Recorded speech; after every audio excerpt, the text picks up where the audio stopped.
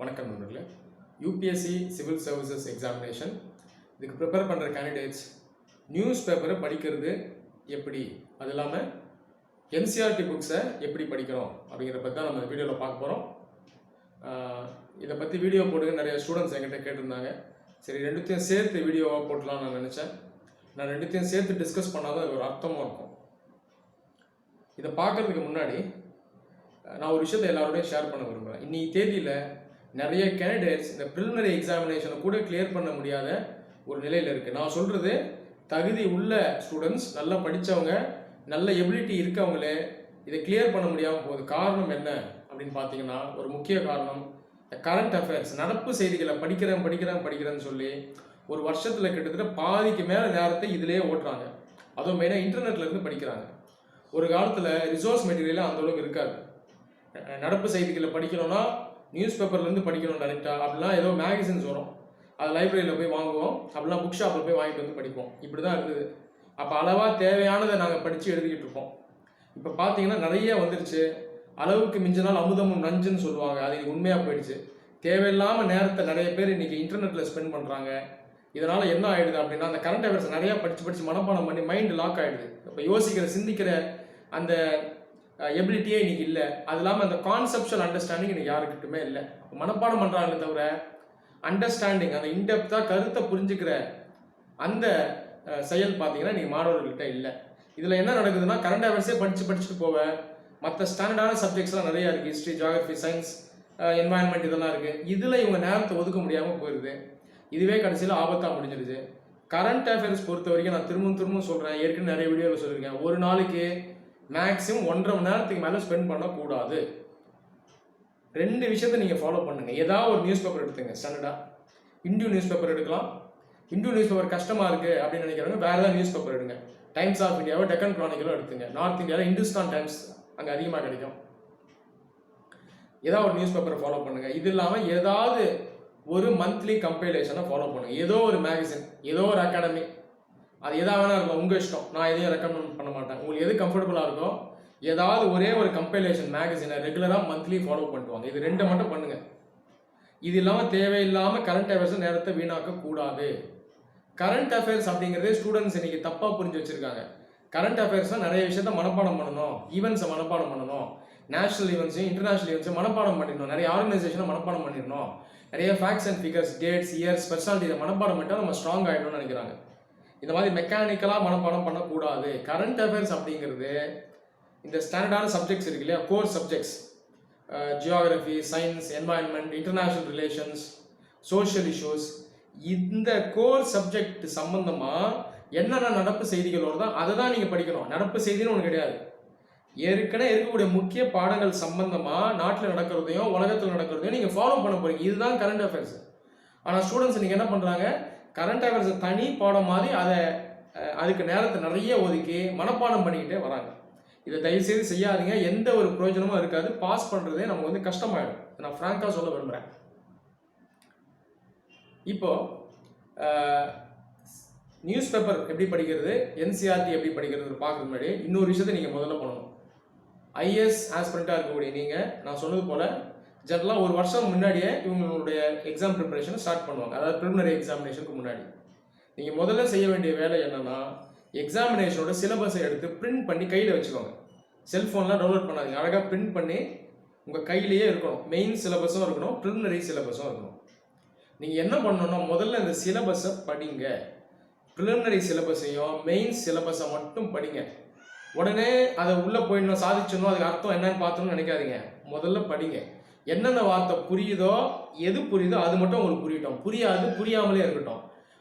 முடிஞ்ச வரைக்கும் அந்த சிலபஸை படிங்க. என்னென்ன இருக்குன்னு பாருங்கள். ஒரு ஐடியா உங்களுக்கு கிடைக்கணும். இதை தயவுசெய்து செய்யுங்க.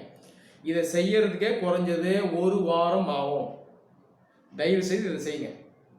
நிறைய பேருக்கு நான் சொல்லுவேன், இதை செய்யவே மாட்டாங்க. ஒரு எக்ஸாமினேஷனை நம்ம படிக்கிறோம், அப்போ குறைஞ்சபட்சம் அந்த சிலபஸை எடுத்து படிக்கிறதுக்காக நமக்கு அந்த பேஷன்ஸ் இருக்கணும். அதை தயவுசெய்து பண்ணுங்கள். சிலபஸ், ப்ரிலிமினரி ப்ளஸ் மெயின்ஸ், இதை டவுன்லோட் பண்ணி பிரிண்ட் அவுட் எடுத்து உங்கள் கையிலேயே இருக்கணும். இதை நான் ஏன் செய்யணுன்றதை அதுக்கப்புறம் சொல்கிறேன். இந்த சிலபஸை நம்ம பார்த்து வச்சுக்கிட்டாதான் எக்ஸாமுக்கு எது படிக்கணும், எது படிக்க வேணாங்கிறது நமக்கு தெரியும். 90% இன்னைக்கு ஸ்டூடெண்ட்ஸ் தேவையில்லாத படித்து நேரத்தை வீணாக்கிட்டு இருக்காங்க.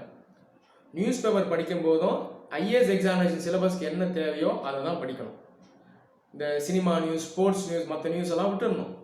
அப்போ சிலபஸை பார்த்தா தான் நமக்கு தெரியும் எதை படிக்கணும் எதை படிக்க வேணாங்கிறது தெரியும். அதே போல் என்சிஆர்டி புக்லையும் அதே தான். என்சிஆர்டி புக் படிக்கும் போதும் தேவையில்லாத நிறைய பேர் உட்காந்து நேரத்தை வீணாக்குவாங்க. டிஎன்பிசி எக்ஸாமுக்கு தான் சமச்சீர் புக்கு ஒரு லைனாக படிக்கணும். யூபிஎஸ்சி ஐஏஎஸ் எக்ஸாமினேஷனுக்கு அந்த மாதிரி செய்ய வேண்டிய அவசியம் இல்லை. என்சிஆர்டி புக்கை கான்செப்சுவலாக படிக்கணும், அந்த கருத்தை மட்டும் புரிஞ்சுக்கிட்டா போதும். இப்போ முதல்ல நீங்கள் என்ன பண்ணணும்னா சிலபஸை எடுத்து படிங்க. அந்த பொறுமையை தயவு செய்து வளர்த்துக்கோங்க. சரி, இப்போ முதல்ல நியூஸ் பேப்பரை படிக்கிறது எப்படி அப்படின்னு நம்ம பார்ப்போம்.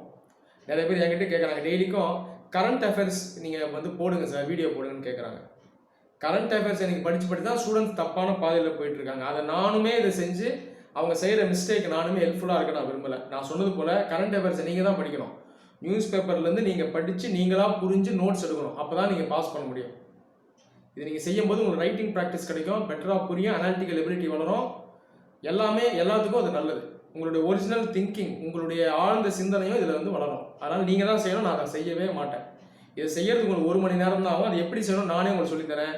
தயவு செய்து எப்பயுமே கரண்ட் அஃபேர்ஸை யாராவது உங்களுக்கு ரெடிமேடாக கொடுத்துருவாங்க, ஆப்பில் எடுத்துடலாம், நெட்டில் போய் அப்படி எடுத்துடலாம்னு நினைக்காதீங்க. மனப்பாடம் தான் நீங்கள் பண்ணியிருப்பீங்களே தவிர அறிவை வளர்த்துக்க முடியாது. தயவு செய்து ஷார்ட் கட்டை தேடாதீங்க. சரி, இப்போ நியூஸ் பேப்பரை படிக்கிறதுக்கு முன்னாடி நாம் சிலபஸை பார்த்து வைக்கணும்.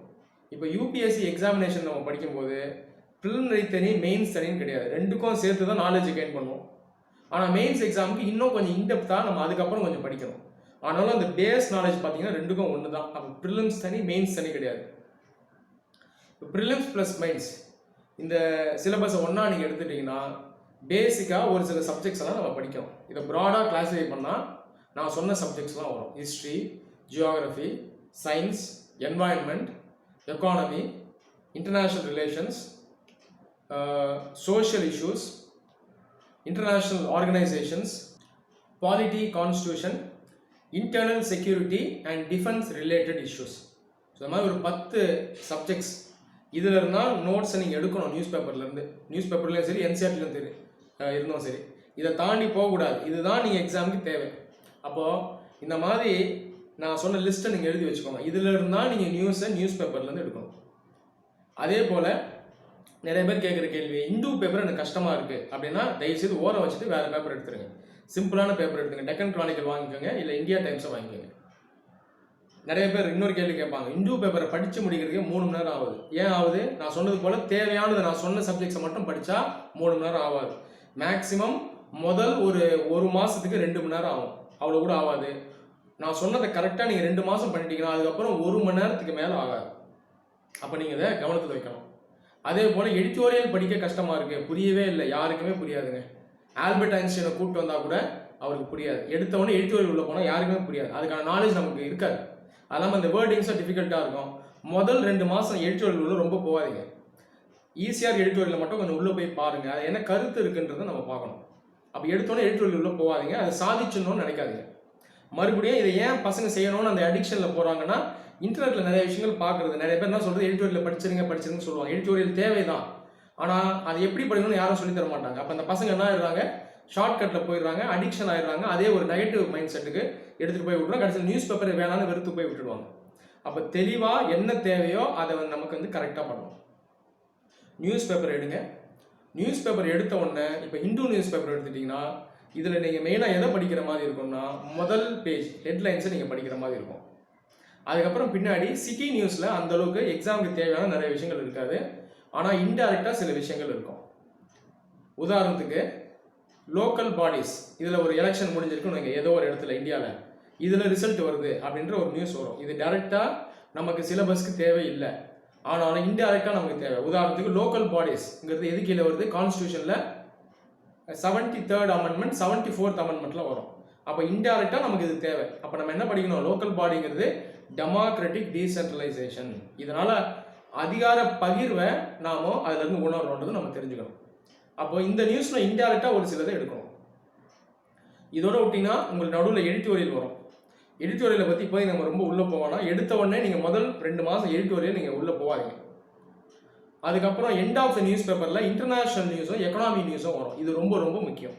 இதில் இருந்தும் நம்ம நோட்ஸ் எடுக்கணும். நோட்ஸை கண்டிப்பாக எழுதி எடுக்கணும். பார்த்துட்டா எந்த பிரயோஜனமும் கிடையாது. பார்த்தா மறந்து போகும். அப்போது நீங்கள் நோட்ஸாக எடுக்கணும். நிறைய பேர் என்ன பண்ணுவாங்க, அப்படியே பார்த்துருவாங்க, எடுத்து ஓரம் வச்சுருவாங்க. அப்போ மனப்பாடம் பண்ணுவாங்க, மறந்துடும். கரண்ட் அஃபேர்ஸுங்கிறது மனப்பாடம் பண்ணுறது கிடையாது, கருத்துக்களை புரிஞ்சுக்கணும். அதுவும் அதில் முக்கியம். ஒரு புது நோட் புக் வாங்கி அதில் நீங்கள் நோட்ஸ் எழுதிக்கிட்டே வரணும். டெய்லிக்கும் நியூஸ் பேப்பர்லேருந்து நீங்கள் இந்த நோட்ஸை எடுத்துக்கிட்டே வரணும். இதே மாதிரி ஒரு வருஷம் ஃபுல்லாக நீங்கள் எடுக்கணும். நீங்கள் இன்டர்வியூ போகிற வரைக்கும் இந்த நோட்ஸ் எடுக்கணும். சிம்பிளாக எடுங்க, ஹிண்ட்டாக எடுங்க. ஹெட்டிங் போட்டு அதில் நீங்கள் ஹிண்ட்டாக எடுக்கலாம். இப்போ ஹெட்லைன்ஸில் COVID-19 வைரஸை பற்றி வருது அப்படின்னா அதுக்கு இந்தியாவில் என்னென்ன மெஷர்ஸ் எடுத்துகிட்டு வரோம் அப்படின்றத கீழே அப்படியே ஹிண்ட்டாக எடுக்கணும். ஸோ ஐசோலேஷன் பண்ணுறோம், அதுக்கான ஹெல்த் எக்யூப்மெண்ட், மாஸ்க் இதெல்லாம் வாங்கிட்டு இருக்கோம். இப்போ இந்த ஊரடங்கை நம்ம இம்ப்ளிமெண்ட் பண்ணிட்டு வரோம். இதை எப்படி பண்ணியிருக்கோம், நேஷனல் டிசாஸ்டர் மேனேஜ்மெண்ட் ஆக்ட் கீழே பண்ணியிருக்கோம். இந்த மாதிரி ஒரு பாயிண்ட்டாக எடுக்கணும். அப்போ இந்த மாதிரி எடுக்க நம்மளோட நாலேஜ் வளர்ந்துக்கிட்டே இருக்கும். நிறைய பேர் கேட்குற இன்னொரு கேள்வி, நியூஸ் பேப்பரே எனக்கு படிக்க முடியல, படிக்க எனக்கு விருப்பம் இல்லை, ஏன் அப்படின்னு கேட்டால், இதில் பேக்ரவுண்டே எனக்கு தெரியாமல் ஒரு நியூஸ் எப்படி படிக்கிறதுன்னு நிறைய பேர் சொல்லுவாங்க. பேக்ரவுண்டு தெரியாது தான், யாருக்குமே தெரியாது. நீங்கள் படிக்க தான் பேக்ரவுண்டு தெரியும். இந்த மாதிரி சொல்லிட்டு ஸ்டூடெண்ட்ஸ் என்ன பண்ணுறாங்க, இன்டர்நெட்டில் படிக்க போகிறது. இன்டர்நெட்டில் படிக்க போனீங்கன்னா பேக்ரவுண்டு தரேன்னு சொல்லிட்டு அவங்க எங்கேருந்தோ சோர்ஸ் எடுத்து அப்படியே போட்டிருப்பாங்க வெப்சைட்டில். தேவையில்லாதெல்லாம் நிறைய கொடுத்துருப்பாங்க. அதை இன்டெப்த்தாக உள்ளே போய் மனப்பாடம் பண்ணி தேவையில்லாதெல்லாம் மைண்ட் உள்ளே போயிடும். அதை பற்றி கேட்டாலும் உங்களுக்கு சொல்ல தெரியாது. நியூஸ் பேப்பர் முதல்ல படிக்கும்போது பிளைண்டாக தான் இருக்கும், பிளாங்காக தான் இருக்கும். படிக்க தான் நாலேஜ் வளரும். இந்தியா அமெரிக்கா ரிலேஷன்ஸை பற்றி முதல்ல ஒரு நியூஸ் வருதுன்னா அந்த நியூஸை மட்டும் படிங்க. அன்னைக்கு என்ன வருதோ அதை மட்டும் நீங்கள் மைண்டில் எடுத்துக்கோங்க. மறுபடியும் 4 நாள் கழிச்சு இந்தியா அமெரிக்கா ரிலேஷன்ஸ் பற்றி இன்னொரு நியூஸ் வரும், அப்போ இன்னும் நாலேஜ் வளரும். இன்னும் 1 மாதம் கழிச்சு இன்னும் 2 நியூஸ் வரும், அப்போ இன்னும் நாலேஜ் வளரும். 2 மாதம் ரெகுலராக படிச்சிங்கன்னா இந்தியா அமெரிக்கா ரிலேஷனில் நீங்கள் எக்ஸ்பர்ட் ஆகிடுவீங்க. இப்படி தான் படிக்கணும். இதை விட்டுட்டு எனக்கு பேக்ரவுண்டு தெரியல அதனால் நான் இன்டர்நெட்லேருந்து படிக்கிறேன்னா, இன்டர்நெட் சோர்ஸில் எங்கெங்கே இருந்தோ எடுத்து போட்டுட்டு ஒரு 50 பேஜ் கொடுத்துருப்பாங்க இந்தியா அமெரிக்கா ரிலேஷன். அவ்வளோத்தையும் மனப்பாடம் பண்ணால் ஒன்றுமே புரியாது, மனப்பாடம் தான் பண்ணியிருப்பீங்க. ஒரு கேள்வி எழுத சொன்னால் உங்களுக்கு எழுத தெரியாது. அப்போ இதை செய்யாதீங்க. நியூஸ் பேப்பரை கண்டிப்பாக படிங்க. நியூஸ் பேப்பர் தான் நமக்கு மெயின். நியூஸ் பேப்பர் இல்லாமல் நான் சொன்னது போல் பேக்கப் ஏதாவது ஒரு மந்த்லி காம்பைலேஷனை நீங்கள் படிக்கலாம். நியூஸ் பேப்பரில் ஒரு சில விஷயங்கள் மிஸ் ஆகும், ஸ்கீம்ஸ் நிறைய மிஸ் ஆகும், அதே மாதிரி முக்கியமான அப்டேட்ஸ் நிறைய மிஸ் ஆகும். இந்த எக்கனாமிக் சர்வே, பட்ஜெட், இந்த ஹைலைட்ஸ்லாம் நிறையா கொஞ்சம் மிஸ் ஆக வாய்ப்பு இருக்குது. இதெல்லாம் நீங்கள் மந்த்லி கம்பைலேஷன்லேருந்து எடுத்துக்கலாம். ஆனால் அந்த கருத்து நாலேஜை நீங்கள் நியூஸ் பேப்பர்லேருந்து எடுக்கிறது தான் சரி. ஸோ நியூஸ் பேப்பர் ரீடிங்கை இப்படி தான் நீங்கள் பண்ணணும். ஒரு 2 மாதம் நான் சொன்னதை பண்ணிட்டதுக்கப்புறம் நீங்கள் எடிட்டோரியலில் போனீங்கன்னா எடிட்டோரியலும் ஈஸியாக புரியும். எடிட்டோரியல் நீங்கள் படிக்கும்போது ஃபுல்லாக ஒரு வார்த்தையை படிக்க தேவையில்லை. நியூஸ் என்னவோ அதை மட்டும் புரிஞ்சுக்கிட்டா போதும். எடிட்டோரியல் தேவையில்லாத விஷயங்கள்லாம் கொடுத்துருப்பாங்க, அதெல்லாம் அப்படியே விட்டுடுங்க. அந்த பேராகிராஃபை விட்டுடுங்க. அந்த க்ரக்ஸ் ஆஃப் த மேட்டர் என்ன, அதனுடைய சாராம்சம் என்ன, அதுதான் நீங்கள் படிக்கணும். அதே போல் எடிட்டோரியல் படிக்கும்போது அந்த எடிட்டோரியல் எழுதின அந்த ரைட்டர் அவரோட சொந்த வியூவை தான் சொல்லியிருப்பார். அதை அப்படியே எடுத்துக்கணும்னு அவசியம் கிடையாது. அப்போது நீங்கள் என்ன பண்ணணும், உங்களோட வியூவும் வளர்க்கணும். அவர் சொல்கிறத நீங்கள் எழுதிக்கலாம், நோட் பண்ணிக்கலாம். ஆனால் அது மாற்று கருத்து ஏதாவது இருக்குமான்றதை நீங்கள் யோசிக்கணும். ஸோ இந்த சிந்தனையை நீங்கள் வளர்க்கணும். நியூஸ் பேப்பர் படிச்சிங்கனாலே ஆட்டோமேட்டிக்காக அந்த இன்டெப்த் நாலேஜ் உங்களுக்கு வந்துடும், அனாலிட்டிக்கல் எபிலிட்டி உங்களுக்கு வந்துடும். சரி, அடுத்தது என்சிஆர்டி புக். என்சிஆர்டி புக் மறுபடியும் நிறைய ஸ்டூடெண்ட்ஸ் பண்ணுற தப்பு. டிஎன்பிஎஸ்சி எக்ஸாம் படிக்கிற மாதிரி என்சிஆர்டி புக்கை ஒரு வார்த்தையாக படிக்கிறாங்க. அந்த மாதிரி செய்யக்கூடாது. என்சிஆர்டி புக்கிறது பேஸ் புக்ஸ், ஸ்டாண்டர்டான புக்ஸ் நிறைய இருக்குது ஐஏஎஸ் எக்ஸாமினேஷன். உதாரணத்துக்கு பாலிட்டிக்கு லக்ஷ்மிகாந்த், எக்கனாமிக்கு ரமேஷ் சிங், இந்த கல்ச்சர் ஹிஸ்ட்ரி இதுக்கெல்லாம் நிதின் சிங்கானி, அந்த மாதிரி நிறைய புக்ஸ் இருக்குது. இதை எடுத்தோடனே படித்தா கொஞ்சம் கஷ்டமாக இருக்கும். அப்படின்றதுனால தான் முதல்ல பேஸ் புக்காக என்சிஆர்டி புக்கை படிக்கிறது. இதில் இங்கிலீஷும் கொஞ்சம் சிம்பிளாக இருக்கும், மற்ற லாங்குவேஜ் மீடியம் ஸ்டூடெண்ட்ஸ்க்கும் அது கொஞ்சம் ஈஸியாக இருக்கும். அதனால் இது பேஸ் புக்கு தான். இப்போ இந்த பேஸ் புக்கு அந்த அடிப்படை நாலேஜை வளர்த்துக்கிறதுக்காக தான் அது. அப்போ இதுக்குள்ளே போய் மனப்பாடம் பண்ணக்கூடாது. உதாரணத்துக்கு இப்போ நீங்கள் என்சிஆர்டியில் நீங்கள் பாலிட்டியை பற்றி படிக்கிறீங்கன்னா அதில் ஒரு சப் டாபிக் இருக்குன்னு வைங்க, டெமோக்ரஸின்னு இருக்குது. டெமோக்ரஸினா என்னன்றதை நீங்கள் அண்டர்ஸ்டாண்ட் பண்ணணும். மக்கள் ஆட்சினா என்னன்றதை நீங்கள் அண்டர்ஸ்டாண்ட் பண்ணணும். ரீபப்ளிக்ன்றதுக்கு மீனிங் என்னன்றதை அண்டர்ஸ்டாண்ட் பண்ணணும். செக்யூலரிசம் இதுக்கு மீனிங் என்னன்றதை அண்டர்ஸ்டாண்ட் பண்ணணும். அப்போ அந்த கருத்தை நீங்கள் புரிஞ்சுக்கணும். அந்த கருத்தை புரிஞ்சுக்கிட்டா தான் நீங்கள் எக்ஸாம் பாஸ் பண்ண முடியும். அப்போ மனப்பாடம் பண்ணக்கூடாது. இதை நீங்கள் கவனத்தில் வைக்கணும். நீங்கள் என்சிஆர்டி புக்கை வாங்கி நீங்கள் என்ன பண்ணலாம், ஒரு இதை வச்சு ஹைலைட்டர் வச்சு நீங்கள் அதை ஹைலைட் பண்ணிக்கிட்டே வரணும். எதெல்லாம் முக்கியமோ அதை ஹைலைட் பண்ணுங்கள். தேவையானதை மட்டும் என்சிஆர்டி புக்லேருந்து படிங்க. முழு என்சிஆர்டி புக்கை படிக்கணும்னு அவசியமே கிடையாது. சரி, என்சிஆர்டி புக்கில் என்ன தேவை அப்படின்னு நீங்கள் கேட்டிங்கன்னா, நான் சொன்னது போல் நீங்கள் நியூஸ் பேப்பர் ரெகுலராக படித்து சிலபஸை நீங்கள் ரெகுலராக பார்த்தாலே உங்களுக்கு தெரிஞ்சிடும் எது அதுலேருந்து படிக்கணும், எது தேவைன்றது உங்களுக்கே நல்லா தெரியும். முதல்ல இந்த சிலபஸ் எடுத்து நீங்கள் பார்க்கணும். அது செய்யுங்க. அதே போல் என்சிஆர்டி புக்கை நீங்கள் படிக்கும்போது என்சிஆர்டி புக்கில் இந்த ஸ்டாண்டர்டான சிலபஸ் இதுக்கான கான்செப்ட்ஸ்லாம் அதுக்குள்ளே இருக்கும். கரண்ட் அஃபேர்ஸ் நியூஸ் பேப்பர்லேருந்து படிக்கிறது டைனமிக்கான அந்த பார்ட். அப்போ அந்த டைனாமிக் பார்ட்டையும் என்சிஆர்டி புக்கில் இருக்க அந்த ஸ்டாட்டிக் பார்ட்டையும் கோரிலேட் பண்ணணும். அதுக்கும் நீங்கள் லிங்க் பண்ணி படிக்கணும். மெக்கானிக்கலாக படிக்கக்கூடாது. நியூஸ் பேப்பரில் இருக்கிறது தனியாக மனப்பாடம் பண்ணுறது, என்சிஆர்டி புக்கில் இருக்கிறத வந்து மனப்பாடம் பண்ணக்கூடாது. உதாரணத்துக்கு என்சிஆர்டி புக்கில் சயின்ஸ் பற்றி நீங்கள் படிக்கிறீங்க அப்படின்னு வைங்க. உதாரணத்துக்கு குளோபல் வார்மிங் பற்றி படிக்கிறீங்க சயின்ஸ் புக்கில். குளோபல் வார்மிங்கிறது க்ரீன் ஹவுஸ் கேஸஸ்னால ஆகுது. Greenhouse gases example carbon dioxide, methane, இதெல்லாம் நீங்கள் படிக்கிறீங்க. இது வந்து ஸ்டாட்டிக் பார்ட். இதை படித்து நாலேஜை வளர்த்துக்கணும், சயின்ஸ் நாலேஜை வளர்த்துக்கணும். இப்போ கரண்ட் அஃபேர்ஸில் குளோபல் வார்மிங் பற்றி ஒரு நியூஸ் வரும்போது என்சிஆர்டியில் நீங்கள் அந்த ஸ்டாட்டிக் பார்ட்டை படிச்சிங்கல்ல, சயின்ஸ் படிச்சிங்கல்ல, அந்த நாலேஜை இதோட லிங்க் பண்ணணும். உதாரணத்துக்கு ஒரு நியூஸ் வருது, பாரிஸ் அக்ரிமெண்ட், இது வந்து குளோபல் கிளைமேட் சேஞ்சுக்கான அக்ரிமெண்ட். இதை பல நாடுகள் பார்த்தீங்கன்னா இம்ப்ளிமெண்ட் பண்ண மாட்டாங்க, கோஆப்ரேஷன் இல்லாமல் இருக்கு அப்படின்னு நியூஸ் வரும். அப்போ உங்களுக்கு மைண்ட் எங்கே போகணும்? என்சிஆர்டியில் குளோபல் வார்மிங்கை படித்ததையும் இதையும் ரிலேட் பண்ணணும். ஆமாம், குளோபல் வார்மிங்கிறது படித்தோம், அதான் வந்து உலக வெப்பமயமாக்குது, இதுக்கு ஒரு சில கேஸஸ்லாம் அதிகமாக எமிட் ஆகுது, அப்போ இதெல்லாம் எல்லா நாடுகளும் சேர்ந்து குறைக்கணும். அப்போ அந்த அக்ரிமெண்ட் தான் அந்த பாரிஸ் அக்ரிமெண்ட் போல இருக்குன்னு உங்கள் நாலேஜை கோரிலேட் பண்ணணும். இப்படி பண்ணும்போது தான் நாலேஜ் வளரும். அப்போ தனித்தனியாக படிக்கக்கூடாது, அதை மெக்கானிக்கலாக மனப்பாடம் பண்ணக்கூடாது. ஸ்டாட்டிக் பார்ட்டில் படிக்கிற நாலேஜையும் டைனாமிக் பார்ட்டில் கரண்ட் அஃபேர்ஸாக படிக்கிற நாலேஜையும் கோரிலேட் பண்ணணும். இது சம்மந்தமாக ஒரு சில ஃபேக்ட்ஸ் அண்ட் ஃபிகர்ஸை நீங்கள் மனப்பாடம் பண்ணி தான் ஆகணும். நீங்கள் நியூஸ் பேப்பரில் வரும்போது அது வந்து கண்டிப்பாக செஞ்சு தான் ஆகணும். ஆனால் மனப்பாடத்தை மட்டும் பண்ணக்கூடாது. நான் சொன்னது போல் உட்கருத்து கான்செப்டை புரிஞ்சு நீங்கள் படிக்கணும். என்சிஆர்டி புக்கை படிக்கும்போது நான் சொன்னது போல் எழுதி பார்த்து படிங்க. எழுதி பார்த்தா தான் மைண்டில் ஏறும். நிறைய ஸ்டூடெண்ட் சொல்லுவாங்க, என்சிஆர்டி புக்கை 10 வாட்டி படித்தேன் ஆனால் மறந்து போகுது அப்படின்னா என்ன அர்த்தம்னா அவங்க படிக்கவே இல்லைன்னு அர்த்தம். நீங்கள் எழுதி புரிஞ்சு படித்தாதான் உங்களுக்கு மைண்டில் ஏறும். தயவுசெய்து எழுதி ப்ராக்டிஸ் பண்ணுங்கள். நான் எல்லா ஸ்டூடெண்ட்ஸ்க்கும் சொல்கிறது இதுதான். ஆனால் நிறைய பேர் இதை கேட்குறதே கிடையாது. எழுதி பார்க்குறது, லேப்பில் படிக்கிறது, வேறு ஏதாவது இன்டர்நெட்டில் படிக்கிறது. அப்போ எக்ஸாம் எழுதும்போது நம்ம வந்து மெக்கானிக்கலாக எழுத தானே போகிறோம். அப்போ அதுக்கு ப்ராக்டிஸ் தேவையில்லை. ஆப்லேயே படிச்சுட்டு இருந்தால் நாளைக்கு மெயின்ஸ் எக்ஸாம் எழுதணும்ல, அதுக்கு ஸ்பீடு தேவையில்ல, ரைட்டிங் ப்ராக்டிஸ் தேவையில்ல. மைண்டில் ஏற்றிக்கிட்டு அதை ஆட்டோமேட்டிக்காக மறுபடியும் ரீப்ரொடியூஸ் பண்ணி எழுதணும்ல. அப்போ இது எல்லாமே இன்டெகிரேட்டட் ப்ராசஸ். அப்போ ஒன்று ஒன்றா மெக்கானிக்கலாக படித்தா இதை அப்ளை பண்ண முடியாது. நான் எழுதி பார்க்க சொல்லும் பொழுது நியூஸ் பேப்பர் நோட்ஸ் ஆகட்டும், என்சிஆர்டி புக் ஆகட்டும், எழுதி பார்த்தீங்கன்னா மைண்டில் பெட்டராக பதியும், உங்களுடைய சிந்தனை வளரும். நீங்கள் வந்து பல டைமென்ஷனில் யோசிப்பீங்க.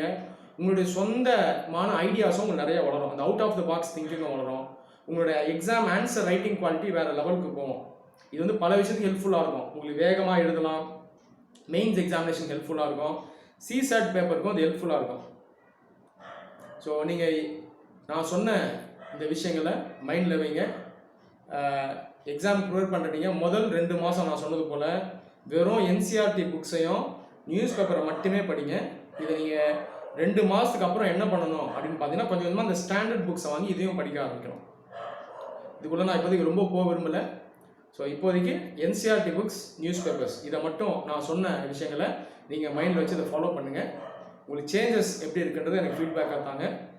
ஏதாவது டவுட்ஸ் இருந்தாலும் இதையும் நீங்கள் ரேஸ் பண்ணுங்கள். அதுக்கான கிளாரிஃபிகேஷன்ஸை நான் உங்களுக்கு தரேன். நன்றி.